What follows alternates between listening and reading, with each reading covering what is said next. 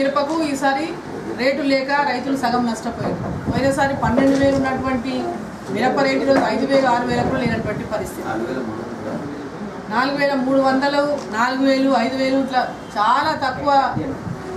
ఓ పక్కనేమో పంట రాబడి తక్కువైంది, ఓ పక్కనేమో రేటు తగ్గింది.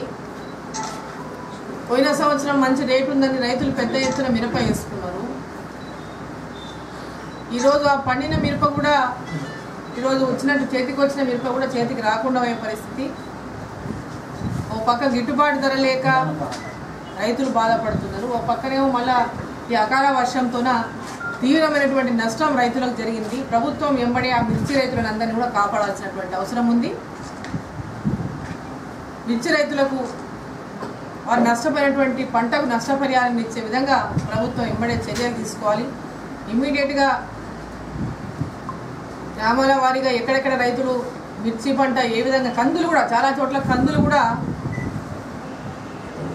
తడిసిపోయినటువంటి పరిస్థితి. సో వాటిని ఎక్కడెక్కడ ఈ యొక్క అకాల వర్షం వల్ల ఏ పంటలు నష్టపోయినాయి, ఏ మేరకు నష్టపోయినటువంటి అంచనాలు వేసి ప్రభుత్వానికి నివేదికలు పంపించి ఆ రైతులకు నష్టపరిహారం అందించే విధంగా చర్యలు తీసుకోవాలని చెప్పి సందర్భాన్ని అధికారులను కోరుతా ఉన్నాం.